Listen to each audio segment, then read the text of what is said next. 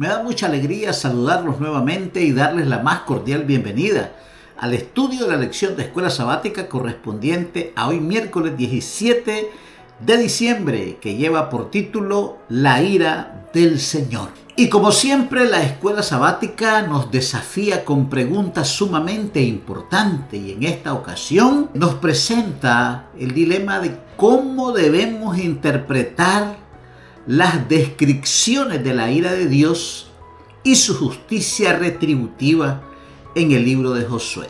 Para esto necesitamos leer el libro de Josué en el capítulo 23, versículo 15 y 16. Pero así como ha venido sobre vosotros toda palabra buena que Jehová vuestro Dios os había dicho, también traerá Jehová sobre vosotros toda palabra mala, hasta destruiros de sobre la buena tierra que Jehová vuestro Dios os ha dado.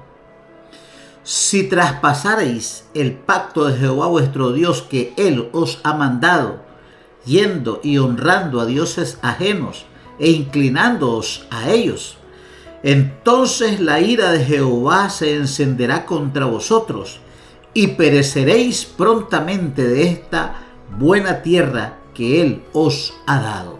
A lo largo del trimestre hemos venido estudiando las diferentes experiencias que pasaron los israelitas y nos dimos cuenta que el pueblo de Israel ya había experimentado la ira del Señor durante su travesía por el desierto hacia la tierra prometida. Y ellos eran plenamente conscientes de las consecuencias que provocaría la ira de Dios al quebrantar el pacto. Los versículos que acabamos de leer representan el clima de la severidad de la retórica de Josué. Resulta bastante incongruente que nuestros oídos escuchen decir que el Señor va a destruir a Israel, ya que esos mismos términos habían sido utilizados para la aniquilación de los pueblos de Canaán. Sin embargo, también se les había dicho que iban a provocar a ira al Señor si ellos ahora se apartaban del pacto y comenzaban a vivir una vida despiadada, una vida desordenada, según se les había dicho en Levítico 26 y Deuteronomios capítulo 28, que las maldiciones del pacto también se harían realidad si los israelitas quebrantaban el pacto. A la luz del despojo y la destrucción de los cananeos, estos versículos demuestran una vez más que Dios en última instancia es el juez de toda la tierra. Él declara la guerra al pecado, persigue el delito del pecado, trasciende la frontera de forma universal. El Señor persigue el pecado, no importando dónde ni en quién se encuentre. Recordemos que Israel no fue santificado ni adquirió mérito algunos especiales para participar de la guerra santa, como tampoco los adquirieron las naciones paganas, porque más tarde el Señor utilizó a Babilonia, utilizó a Asiria, a Ciro y a otras naciones que se convirtieron en los medios utilizados por Dios contra la nación hebrea para emitir sus juicios. Los israelitas siempre provocaron a ira a Dios. Uno de los textos recordados se encuentra en Números capítulo 11, versículo 33, cuando ellos venían por el desierto y dijeron que ya no querían seguir comiendo maná, que ellos querían carne. Y en el libro de Números capítulo 11, versículo 33 dice que aún estaba la carne entre los dientes de ellos, antes que fuese masticada, cuando la ira de Jehová se encendió en el pueblo, y hirió Jehová al pueblo con una plaga muy grande. Cuando vamos a 2 de Crónicas capítulo 36 y versículo 16, dice: mas ellos hacían escarnio de los mensajeros de Dios y menospreciaban sus palabras, burlándose de sus profetas, hasta que subió la ira de Jehová contra su pueblo y no hubo ya remedio. De igual manera, cuando recordamos el libro de Apocalipsis en el capítulo 14, versículo 10 y versículo 19, la palabra de Dios dice, haciendo énfasis a aquellos que adoran al dragón, a la bestia de su imagen, y que se dejan poner la marca en la frente o en la mano. Dice que ellos también beberán del vino de la ira de Dios, que ha sido vaciada puro en el cáliz de su ira, y serán atormentados con fuego y azufre delante de los santos ángeles y del Cordero. También el versículo 19 dice que el ángel arrojó su hoz a la tierra y vendimió la viña de la tierra y echó las uvas en el gran lagar de la ira de Dios. De igual manera, en concordancia en esta misma línea de pensamiento, Apocalipsis capítulo 15 versículo 1 dice: vi en el cielo otra señal grande y admirable, 7 ángeles que tenían las 7 plagas postreras, porque en ellas se consumaba la ira de Dios. A primera vista, la enseñanza bíblica acerca de la ira de Dios parece incompatible con la afirmación de que Él es amor. Es precisamente a la luz de la ira de Dios como la doctrina bíblica de amor adquiere mayor relevancia. En primer lugar, la Biblia presenta a Dios como un amoroso paciente, abnegado y dispuesto a perdonar.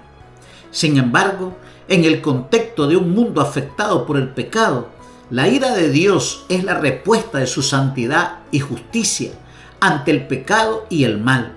Su ira nunca es una reacción emocional, vengativa e impredecible.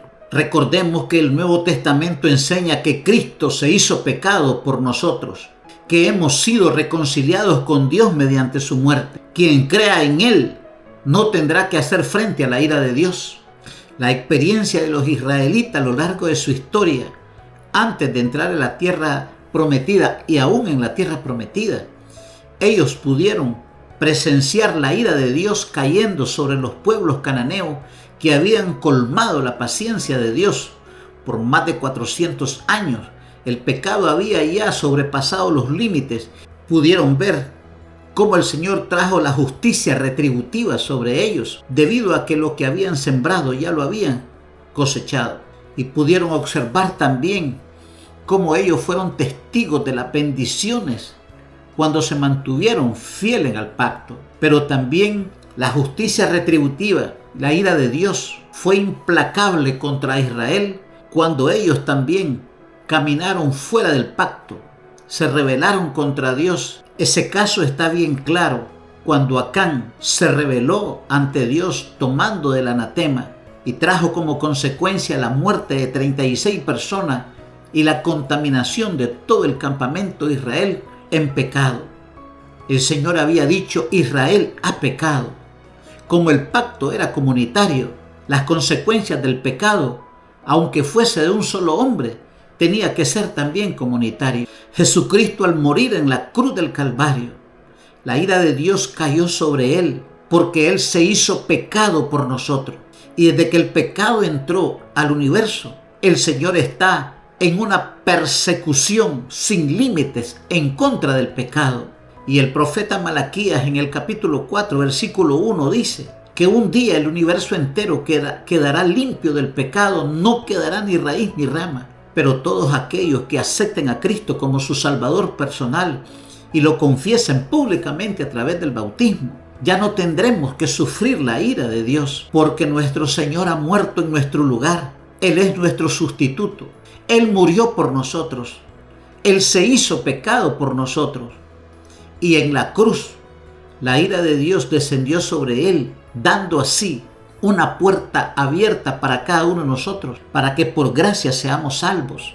No porque nosotros tengamos mérito alguno, no porque nosotros hayamos actuado de la manera correcta, sino es porque en Él, por Él, a través de Él, por medio de Él, tenemos la salvación y la vida eterna, porque al hacerse Él pecado, nos libra a nosotros del imperio de la muerte, al Él morir en nuestro lugar, de manera que la ira de Dios en el libro de Josué la debemos de ver como una respuesta justa, santa y buena y consecuente al pecado, y no como un impulso emocional de la ira de Dios. No es que Dios amaneció de mal humor un día y quiso castigar a alguien a su gusto y antojo. Lo que Dios pretendía con Israel es que su santidad se mantuviera en el pueblo de Israel y en la tierra prometida, porque el Señor está en pleito no contra el pecador, sino contra el pecado.